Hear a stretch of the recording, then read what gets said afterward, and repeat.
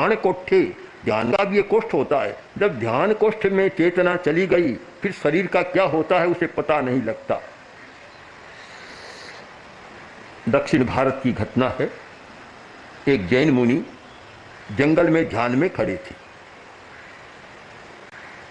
दीन थे। आसपास में चरवाहे जो बकरियों भेड़ों को गायों को चरा रहे थे, पशुओं को, काफी छोटे छोटे बच्चे चरवाहे घूम रहे थे। उन्होंने देखा कि एक बहुत बड़ा काला नाग बिल से निकला है और ठीक मुनि जी जहां ध्यान में खड़े थे उनकी ओर जा रहा है। मन में अनुकंपा जागी और लड़के दौड़े, साधु के पास गए, जाकर बोले महाराज देखो भयंकर काला नाग आपकी ओर आ रहा है, आप यहां से भाग जाए। सुना ही नहीं, एक दो तीन बार का नहीं सुना तो बेचारे थक गए और वे तो पेड़ पर जाकर बैठ के देखें क्या होता है।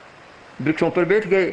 अब उधर से नाग आया, मुनि के पास गया, मुनि को काटा और चला गया। उन्होंने सोचा अब तो साधु मर गया, इतना भयंकर नाग, काला नाग और काट रहा है तो साधु तो मर जाएगा। पर मरे नहीं, वैसे तो ध्यान में ही खड़े रहे, वैसे ही खड़े रहे। सांप चला गया, लड़के भी नीचे उतरे, देख रहे हैं कि कब गिरता है कब मरता है। आधा घंटा बीता तो भी नहीं खड़े गिरे, घंटा बीता तो भी नहीं गिरे। आखिर समय पूरा हुआ, ध्यान पूरा किया, तब वे सारे चरवाहे आकर बोले कि महाराज काला नाग आया था, आपको काट गया और आपको कुछ भी नहीं हुआ।